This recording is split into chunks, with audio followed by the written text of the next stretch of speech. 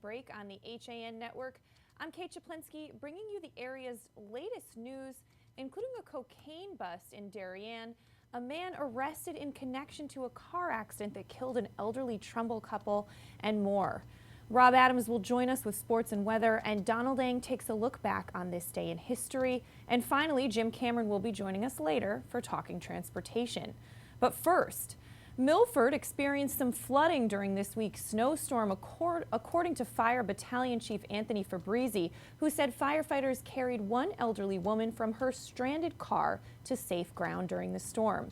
An elderly resident mistakenly drove her vehicle into an area of flooded roadway on Milford Point Road between First Avenue and Seaview Avenue on Monday, causing the car to stall. The crew of Engine Company 4 entered the water and carried the driver to safety. According to Fabrizi, we did experience some moderate flooding along the coastal streets where it's to be expected. Residents of those areas were notified by the phone via the Everbridge notification system, as well as the Shoreline Early Warning public address loudspeaker. Fabrizi said there is some continued flooding today in the same areas that are prone. And a Norwalk resident has been arrested and charged in connection with Darien cocaine sales, following an investigation by the police department's Selective Enforcement Unit.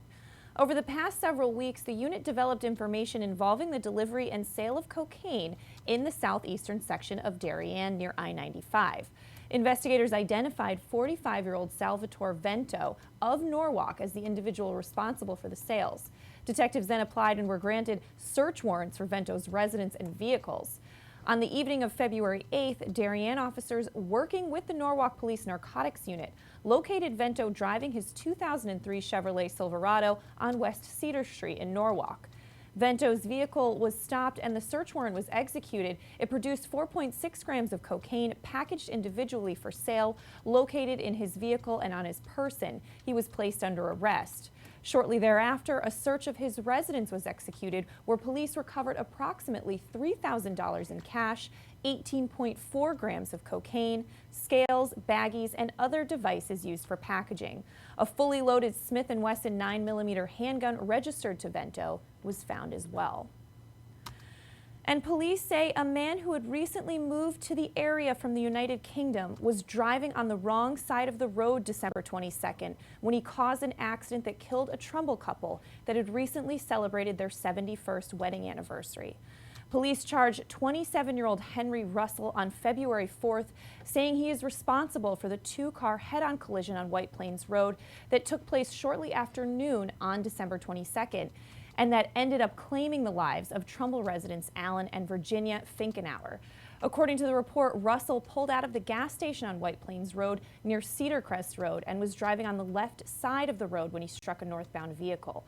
Police said Russell, who had recently moved to the United States from the United Kingdom, rarely drives, and he made a mistake driving the wrong way after pulling out of the gas station. Nonetheless, his error ended up killing the Finkenauers, an elderly couple who have lived on Heritage Drive for more than 4 decades. Alan, who was 91, succumbed to his injuries 3 days after the crash on Christmas Day at St. Vincent's Medical Center, and his wife, Virginia, 91, died 14 days later. The Trumbull couple had celebrated their 71st anniversary on October 17th. Mr. Finkenauer had visited our Trumbull Times offices, where he left quite a wonderful impression. He told the Times in October that the couple had 4 wonderful daughters who he said do so much for us, and each are in very interesting professions. He went on to say that they also had a beagle named Pennywinkle, who was about 97 years old if you count each dog year. Russell, who was released on a $25,000 bond, could face up to 10 years in prison, according to the report. He's scheduled to appear in court on February 22nd. And a pair of 16-year-old boys from Shelton are facing charges after an apparent attempt to commit burglaries in Monroe. According to police, shortly after midnight on February 5th, an alarm company called in a burglar alarm activation on Bart Road, in which the homeowner had been awakened by the alarm. Officers found the window had been removed and the screen cut. Another officer en route noticed a suspicious male with a backpack running through the yard of the home on Harmony Lane. Officers pursued the suspect but lost him in the woods. While officers were checking the area, a call was received at about 1:20 in the morning from a resident on Deepwood Circle in the Northbrook condominiums, reporting a suspicious male who had rung her doorbell asking if she had ordered cookies. A Milford police officer with his canine Diesel responded to the scene of the burglary and tracked from Bart Road to the exact location where the suspect was found on Deepwood Circle. The suspect, who was identified as a 16-year-old from Shelton, was taken into custody. And during the course of the investigation, it was determined there was another subject involved. Shelton police were sent to the home of the suspect who was attempting to sneak back into his house while officers were there. The second teen was also taken into custody. The two were charged with attempted second-degree burglary, criminal trespass, possession of burglary tools, and criminal mischief. Both teens were released to their parents. And a highly respected Connecticut state trooper was killed in a hunting accident in Texas over the weekend, according to state police. Hearst, Connecticut media reports that Trooper First Class Stephen Davis, 51 years old, was killed Saturday evening on the Cinco Ranch in Maverick County, Texas, according to the sheriff's office. U.S. Border Patrol agents at the location led deputies to the scene of the accident. Upon arrival, the deputy noticed a male subject, later identified as Stephen Davis of Hebron, laying in the brush, face up and unresponsive. Davis was found with an apparent wound to the left side of his torso. Contact was made with Alvin Chase of Warren, Maine, who stated that while hunting, he shot at a wild hog and accidentally struck Davis. Chase further stated he approached Mr. Davis and noticed he was on his hands and knees on the ground. EMS crews were at the scene where Justice of the Peace Madera declared Davis deceased at 7:22 p.m. No charges have been filed in that shooting. But we're going to switch gears now and throw it over to Rob Adams for a look at today's forecast. Rob? All right, Kate, thank you and good morning. We have a chance of snow showers today, mainly before noon. A cloudy day with a high near 38. For the most part, as I glance outside, looks like the snow showers have all but backed down. Some clouds out there, though, as we said, a high near 38, with a light and variable wind becoming west, 5 to 9 miles per hour in the afternoon. To tonight, chance of flurries after 10, mostly cloudy, low 21, and the wind out of the west around 7 miles per hour. Thursday, scattered snow showers mainly after 8 tomorrow morning, mostly cloudy with a high near 28 and the wind chill between 10 and 15. Wind from the northwest at 9 to 16, gusting as high as 28. Thursday night, slight chance of snow showers before 10, mostly cloudy, gradually becoming mostly clear, low 9. Very chilly. Wind out of the northwest, 5 to 14 miles per hour. To Friday, mostly sunny. We're only going to hit 27 with a calm wind from 5 to 8 out of the southwest in the afternoon. Slight chance of snow after 1 Friday night, mostly cloudy, low 13. Saturday, not good. Chance of light snow before 8 in the morning, partly sunny and very cold. High will only be 17 degrees. That is Saturday. Saturday night, 3 below. And yes, that was a dramatic pause. To Sunday, sunny and cold, high near 14. I can't get you any better than back to 32 until Tuesday. I can get you 46. Dramatic pause there. As we look around the region, we have Stamford at 37, Milford at 35, and Shelton 35 degrees. Kate, it's going to be tough. Got to take care. And you're a big pet lover, as am I. Got to take care of them over the weekend. Definitely. Oh, for sure. They'll be, if they go outside, they'll be wearing their coats. Absolutely. So. Good call. All right, Rob. Well, thanks so much. We're going to step out for a break. When we come back, Donald Dang takes a look back on this day in history. Rob has the latest in local sports, and we have a lot more headlines coming up after this. Had a sports injury that needs immediate care? Coastal Ortho Express Urgent Care gives you direct access to an orthopedic specialist quickly. Their highly trained orthopedic professionals expertly treat you without an appointment. Skiing, snowboard, or sports accident, sprain or fracture, Coastal Ortho Express can help. Coastal Ortho Express Urgent Care open Monday through Saturday in the iPark building at 761 Main Avenue in Norwalk. Call 203-845-2070 or coastalorthoexpress.com. Find them on Facebook at Coastal Ortho CT. Darien Sport Shop is a unique store because it's a family store. A busy mom can come in with kids in tow and find everything she needs for them, and even find a dress for herself for Saturday night. And if she's in a rush, she can simply go home and order it from us that night. We'll deliver it the next day. The Darien Sport Shop. We're pretty on the outside and amazing on the inside.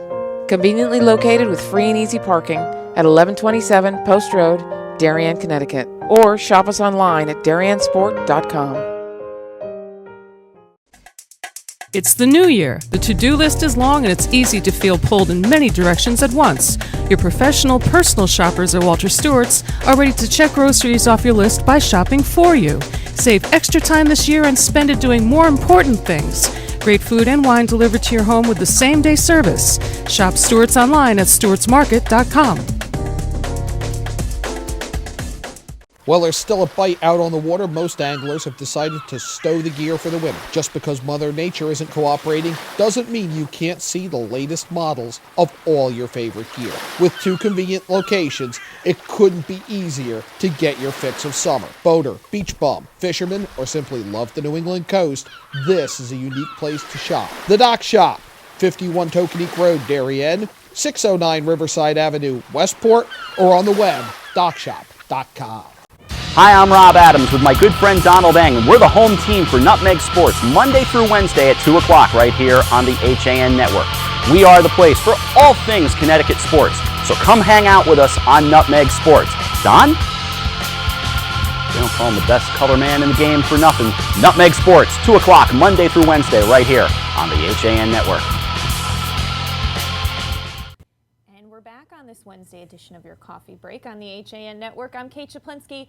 It's time to throw it over to Donald Eng to take a look back on this day in history. Don? Well, Kate, it was an announcement 27 years coming.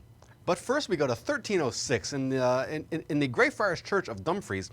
Robert the Bruce murders John Comyn, sparking revolution in the Wars of Scottish Independence, which went on for about a century, by the way. If you saw Braveheart, you probably think William Wallace killed Comyn. He didn't. You probably also think William Wallace was the historical Braveheart. He wasn't. 1954, President Dwight Eisenhower warns against the United States intervention in Vietnam. Specifically, Eisenhower said he could not conceive of a greater tragedy for America than to get heavily involved now in an all-out war in any of those regions, particularly with large units. That photo, by the way, if you're watching, is of Ike in Vietnam. 1996, IBM supercomputer Deep Blue defeats Garry Kasparov in chess for the first time ever. Kasparov would rally to win the 6-game match 4-2, but Deep Blue would win the rematch the following year. And finally now, a social watershed moment in 1990. There was this. Parliament. I am now in a position to announce that Mr. Nelson Mandela will be released at the Victor Verster prison on Sunday, the 11th of February, at about 3 p.m. Yesterday evening, I met with Mr. Mandela in Cape Town, together with Ministers Viljoen and Coetzee. During the meeting, Mr. Mandela was informed of the government's decision regarding his release. We would all like Mr. That was South African President F.W. de Klerk announcing Nelson Mandela would be released from prison the following day. Mandela had been jailed since 1962 over his opposition to the country's apartheid policies. He would go on to work with de Klerk to dismantle apartheid and would become the country's first president elected by universal vote in 1994. During his lifetime, Mandela was a fairly controversial figure, denounced as a communist terrorist by critics for a 1961 anti-government sabotage campaign. He nevertheless gained international acclaim for his activism, having received more than 250 honors in his lifetime, including the 1993 Nobel Peace Prize, the U.S. Presidential Medal of Freedom, and the Soviet Lenin Peace Prize. South Africans refer to him as Tata, the father of South Africa. That is your look back in history, and I am Donald Eng. All right, thanks so much, Don. Well, getting back to a little more news today, openly carrying a firearm in Connecticut is absolutely legal, according to the state's attorney who last week released a memo obtained by the HAN Network. The open carry issue received attention recently when complaints were made about the policy at local supermarkets. The memo by the state's attorney says police officers cannot demand to inspect pistol permits for openly carried guns without reasonable suspicion of a crime. However, it also notes that those openly carrying a gun in Connecticut may situationally be subject to search and seizure based on disorderly conduct laws. Scott Wilson, president of the pro-gun group Connecticut Citizens Defense League, said the memo is an example of an attempt to administratively reduce civil rights in Connecticut. There's a lot more on that story at thereadingpilot.com.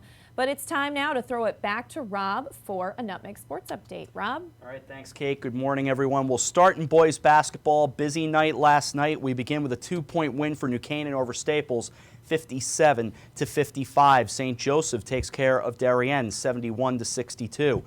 West Hill rallies from a 14-point deficit to get by Ridgefield 44 to 41.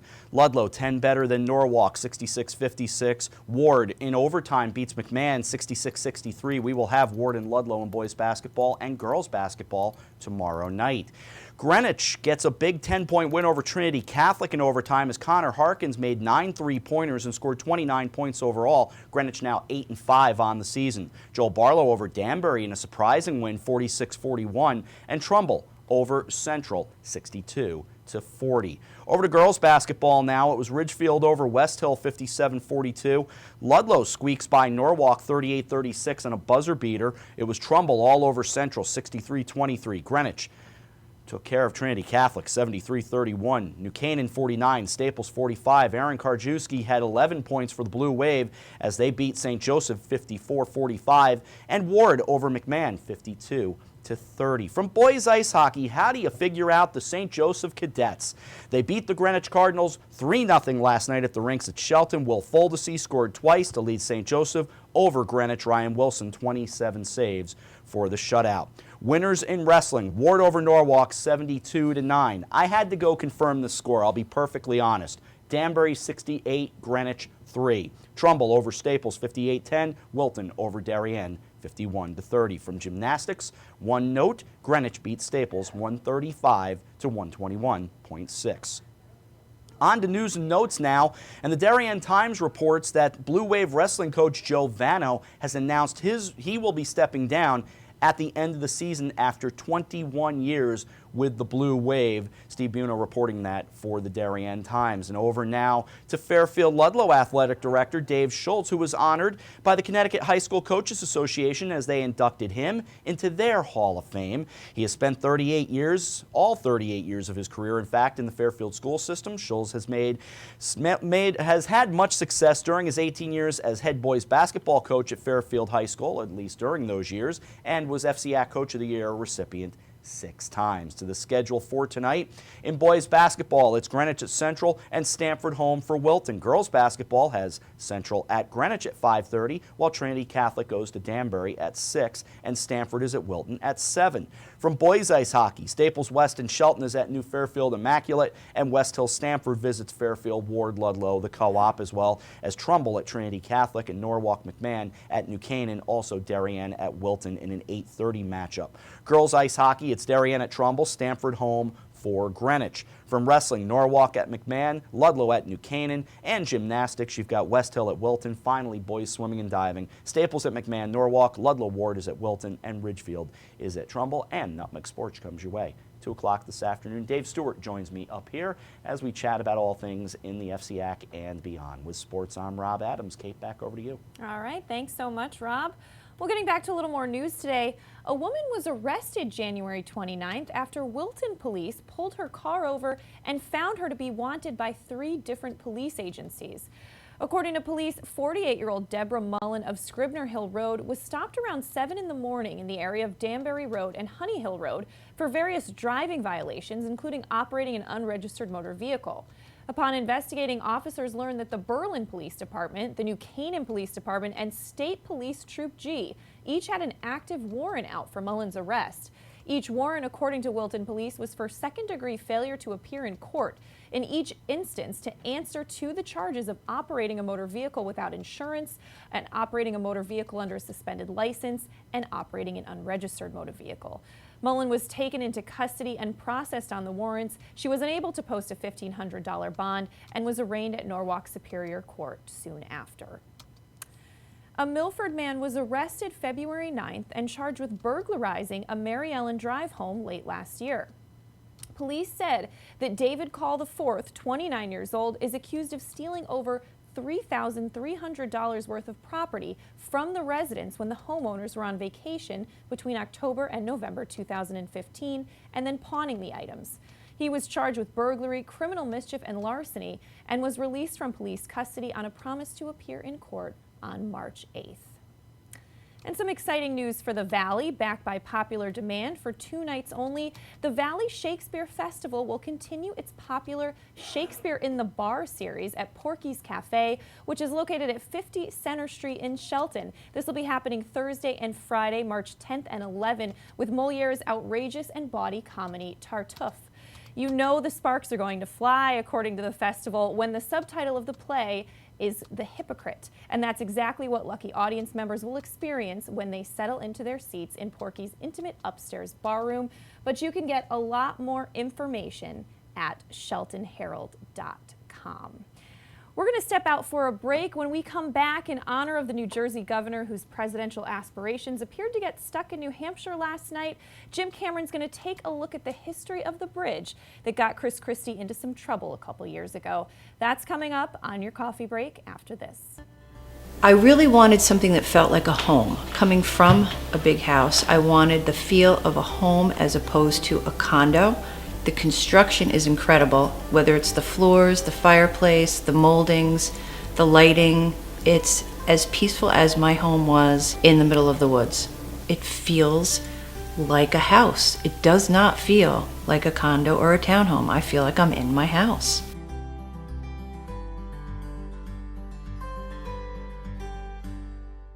Healthy, confident smiles begin at Stratford Orthodontics. Conveniently located on Main Street, we are Stratford's hometown orthodontist. We offer the latest in orthodontic technology, including Damon braces and Invisalign. We always accept new patients. Call today to schedule a complimentary consultation.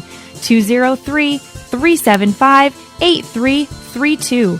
Stratford Orthodontics, 2499 Main Street, Stratford. 203-375-8332. And online at stratfordsmile.com.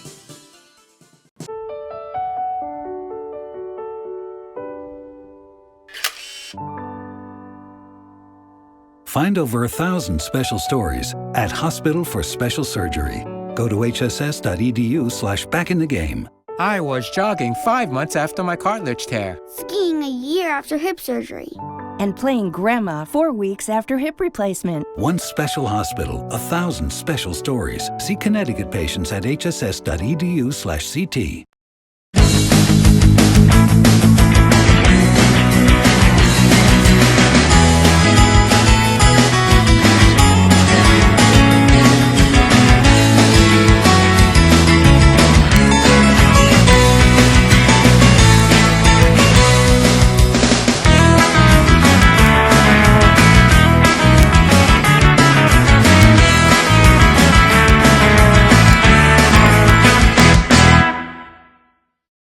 I'm John Kovach. I'm a newspaper editor. I'm a high school football coach. I'm a television presenter. And I want you to love fishing as much as I do. Tune in to Yankee Fisherman, Thursdays at 1 on the HAN network. It's like going to the tackle shop without leaving your office. You are watching the HAN network, and you're not alone. Nearly 500,000 viewers enjoyed our broadcasts in the first 5 months. Advertise on the network that reaches Fairfield County, Connecticut's most engaged audience. Contact Jessica Murrin, Advertising Director, at 203-273-7312 or email jessica@han.network. We've heard a lot about the George Washington Bridge in recent months. The scandal over who ordered closure of approach lanes to the Fort Lee tolls only underscores how crucial this bridge is to the entire region, all of which got me thinking about the George Washington Bridge and its history. I'm Jim Cameron for Talking Transportation, commentary and analysis on getting around in the tri-state region. Surprisingly, the George Washington Bridge was not the first bridge designed to cross the Hudson River. As early as 1885, there were discussions of building a suspension bridge to bring the Pennsylvania Railroad into Manhattan at about 23rd Street. A later design in the 1920s foresaw a double-deck, 16-lane-wide roadway with 12 tracks for railroad trains on the lower level at about 57th Street. But it was in 1927 that work began on the George Washington Bridge much farther uptown at about 179th Street. The $75 million single-level bridge carrying 6 lanes of traffic opened in 1931 and was widened by 2 lanes in 1946. Originally, the bridge was going to be called the Bi-State Bridge, the Bridge of Prosperity, or the Gate of Paradise. But it was a campaign by school kids that ended up honoring our first president. The original designers had planned for the future, and in 1961, the lower-level, 6-lane Martha Washington Bridge opened to traffic, increasing total capacity by 75%. Because we usually approach the bridge from the east or the west, it's hard to appreciate its enormity until you're right on the structure. But from any angle, it is a beautiful bridge, showing its bare crisscross girders and bracing, which was originally designed to have been clad in concrete and granite. The George Washington Bridge is recognized by civil engineers and architects alike as one of the most beautiful in the world. In its first year of operation, the bridge carried 5 million vehicles. Last year, it carried 102 million. On opening day, the toll was 50 cents each way. Today, the one-way toll for cars, only collected going eastbound, ranges from $9 for Easy Pass off-peak to $13 in cash. But pedestrians can still walk across for free when the sidewalk is open. Those walkways, while affording a beautiful view of the city, also have a dark side, as the GWB was seen of a record 18 suicides and 43 attempts in 2012. On an average weekday, 17,000 bus passengers rely on the GWB's own bus terminal, built on top of the Trans-Manhattan Expressway, not the Cross Bronx, on the Manhattan side. From there, you can catch the A train or the 7th Avenue IRT, and that bus station is undergoing a $180 million renovation. The bridge itself is a living thing. It creaks and groans, it moves and sways, and it needs constant maintenance. In 2011, the Port Authority announced an 8-year, $1 billion project to replace the bridge's 529 vertical suspender wire ropes. In addition, lanes on the upper level are being closed at night to replace steel plates on the road surface. All of which means jobs and eventually higher tolls. Jim Cameron for Talking Transportation. Thanks, as always, to Jim. But now we're going to recap some of the top stories we're following today. Milford experienced some flooding during this week's snowstorm, according to Fire Battalion Chief Anthony Fabrizi, who said firefighters carried one elderly woman from her stranded car to safe ground during the storm. An elderly resident mistakenly drove her vehicle into an area of flooded roadway on Milford Point Road between 1st Avenue and Seaview Avenue on Monday, causing the car to stall. The crew of Engine Company 4 entered the water and carried the driver to safety. Fabrizi said we did experience some moderate flooding along the coastal streets where it's to be expected, and he said some of those areas were still experiencing some flooding today. But you can get more information on that at milfordmirror.com. A Norwalk resident has been arrested and charged in connection with Darien cocaine sales following an investigation by the police department's Selective Enforcement Unit. Over the past several weeks, the unit developed information involving the delivery and sale of cocaine in the southwestern section of Darien near I-95. Investigators identified 45-year-old Salvatore Vento of Norwalk as the individual responsible for the sales. On the evening of February 8th, Darien officers working with the Norwalk Police Narcotics Unit located Vento driving his 2003 Chevrolet Silverado on West Cedar Street in Norwalk. His vehicle was stopped and a search warrant executed, which produced 4.6 grams of cocaine packaged individually for sale located in his vehicle and on his person. He was subsequently placed under arrest. Shortly thereafter, a search of his residence was executed where police recovered about $3,000 in cash, 18.4 grams of cocaine, along with scales, baggies, and other devices used for packaging. A fully loaded Smith & Wesson 9mm handgun registered to Vento was found as well. And in some tragic news, police say a man who recently moved to the U.S. from the United Kingdom was driving on the wrong side of the road December 22nd when he caused an accident that killed a Trumbull couple who had recently celebrated their 71st wedding anniversary. Police have charged 27-year-old Henry Russell on February 4th, saying he's responsible for the two-car head-on collision on White Plains Road that took place shortly after noon on December 22nd and that ended up claiming the lives of Trumbull residents Alan and Virginia Fickenauer. According to the report, Russell pulled out of the gas station on White Plains Road and was driving on the left side of the road when he struck a northbound vehicle. Police said Russell, who had moved from the United Kingdom to the United States recently, rarely drives, and that he made a mistake driving the wrong way after pulling out of the gas station. Nonetheless, his error ended up killing the Fickenauers, an elderly couple who had lived on Heritage Drive for more than 4 decades.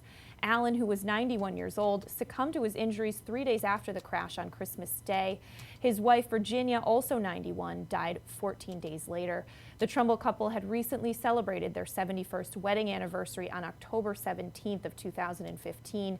But you can get more on that story at thetrumbulltimes.com. We're going to throw it back to Rob for one final look at today's forecast. Rob? All right, Kate, and it's a chilly one. A chance of snow showers, although those are pretty much all gone at this point. Cloudy, high near 38. Tonight, chance of flurries after 10. Mostly cloudy, otherwise low 21. For Thursday, scattered snow showers mainly after 8 tomorrow morning. Mostly cloudy, high near 28. Wind chill between 10 and 15. Thursday night, mostly cloudy, low 9. Keep that in mind. Friday, sunny, mostly sunny, a high near 27. To Friday night, chance of light snow after 1 in the morning, mostly cloudy, low around 13. Only 17 for the high on Saturday with a chance of light snow in the morning, partly sunny and cold otherwise. Partly cloudy and the low 3 below on Saturday night. Sunny and cold, 14 the high for Sunday with a chance of snow next Monday and a mostly cloudy day and a high of 32. Finally, on Tuesday, I give you good news, although it's rain, snow, and freezing rain, but we might hit 46 degrees. Okay, I got nothing. 35 degrees here in Shelton. We've got 35 in Stratford. Ridgefield sitting at 34. Kate, see you for Nutmeg at 2. All right, thanks so much, Rob. Well, that's going to do it for Coffee Break, but of course, coming up at 12:30, a brand new CT Pulse. We speak with Yvonne Zucco, who is the Executive Director for the Center for Sexual Assault Crisis Counseling and Education. She's going to give us her take on the recent teen Newtown sexting scandal and what we can learn from it. We also discuss some interesting state news, including a new push to allow Tesla to open retail locations in Connecticut. And of course, Doug Smith has a lot of great cartoons for us this week, so join myself and Josh Fisher 12:30 for that. Of course, Rob brings you Nutmeg Sports at 2, but that's going to do it for your Coffee Break. We'll be back tomorrow at 11. Have a great day.